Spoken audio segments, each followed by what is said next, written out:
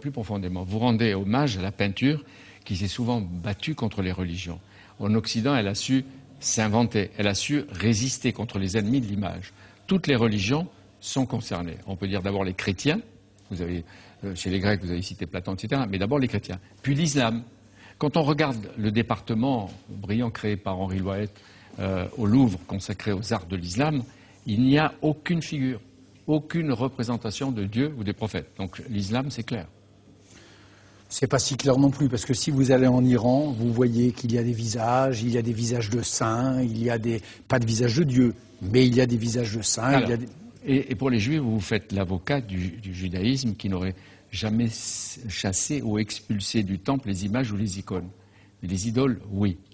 D'abord, le peuple juif est contraint au nomadisme. Comment il peut se promener avec des peintures? Mais c'est pas l'essentiel. Le problème, c'est le refus de l'image. Et on peut trouver d'ailleurs des tas d'exemples. Et tous les penseurs juifs, jusqu'à Emmanuel Levinas que vous citez, déclarent la guerre à l'idole.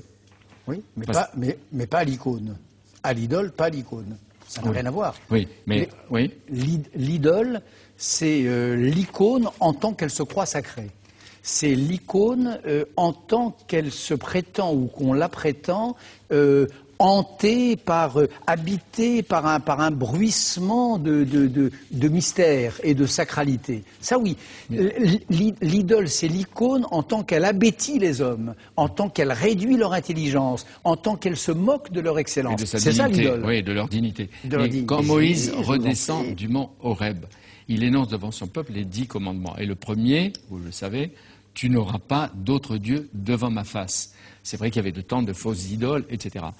Et puis il dit, tu ne feras point d'image taillée, ni de représentation quelconque des choses qui sont en haut dans les cieux, en bas sur la terre, et dans les eaux plus bas que la terre. Tu ne te prosterneras point devant elles, et tu ne les serviras point.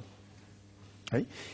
Et il y a ça, et puis il y a ce que j'appelle le judaïsme vivant, c'est-à-dire le Talmud, la pensée juive vivante. Mais il n'y a pas des bandes dessinées dans le Talmud? Il n'y a pas des dessins dans le Talmud? Non, mais il y a des discussions. Il n'y a pas des visages dans le Talmud? Mais il y a des discussions interminables et il y a des pages entières, des pages entières de Rachi ou de Maïmonide qui datent du XIIe siècle. Oui. Du XIIe siècle, oui. Maïmonide, le guide des égarés, oui, c'est beaucoup plus tard. Mais le Deutéronome, oui. Je vais chercher cela dans le roman du visage chez Plomb de Nicolas Avril.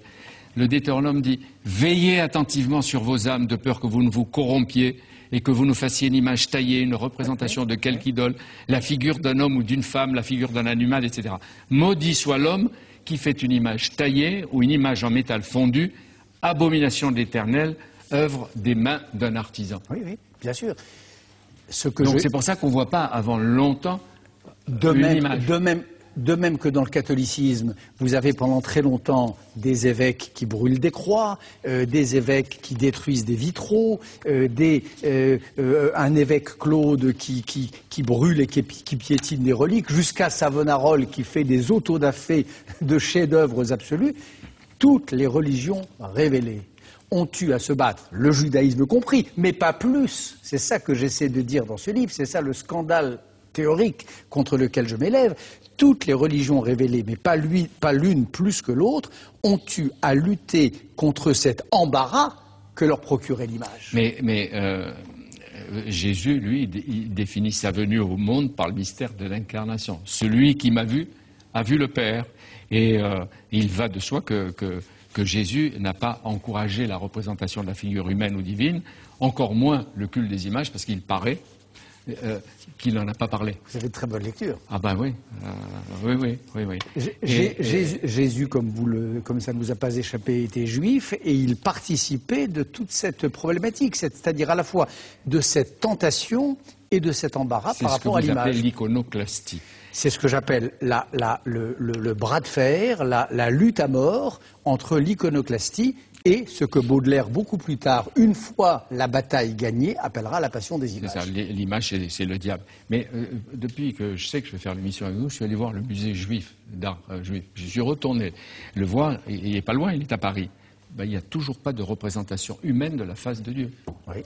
Ben, dites-moi, les premiers peintres juifs, ils datent de quand?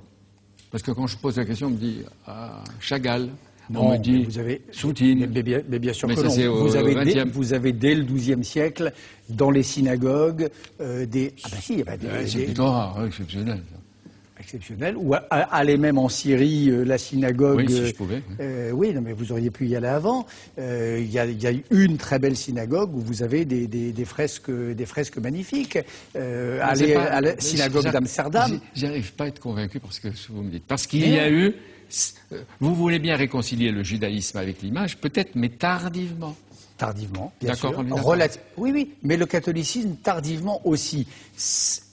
On est là sur un double malentendu. Le malentendu d'un judaïsme qui aurait excommunié les images au point qu'il aurait fallu être hérétique au judaïsme pour s'extirper de tout ça, c'est pas vrai. Je vous répète, les rabbins du Talmud, Rachi, ça c'est pas le XIIe siècle, nous expliquent des choses bien plus complexes. C'est toujours les mêmes noms. Mais, attendez, les mêmes noms que je veux dire, Rachi et Maïmonide. Mais pourquoi vous n'avez pas montré dans le livre des peintures de grands peintres juifs, même qui étaient peut-être dans des synagogues? Vous en avez. Par exemple, vous avez offert le Louche. Mais il est contemporain. Contemporain, oui. Bien sûr, il vit aujourd'hui. C'est un grand peintre d'Offert le Louche, mais il est d'aujourd'hui. Parce que ce qui m'intéresse dans cette affaire, c'est d'aller sur l'autre terrain, d'aller contre le deuxième malentendu, qui est celui qui a la peau la plus dure, sous prétexte que, en effet, le christianisme est la religion de l'incarnation. On a tendance à penser que le catholicisme est arrivé avec toute armée une passion des images. Et ça, c'est faux. C'est une réécriture de l'histoire, c'est du révisionnisme esthétique. Donc comme je suis, même là, un tout petit peu militant, j'ai voulu montrer par quelle ruse, par quel coup de génie ou par quel coup d'État les peintres ont dû en passer pour conjurer cette espèce d'interdit porté sur leur métier, sur leur pratique et sur les images par les évêques.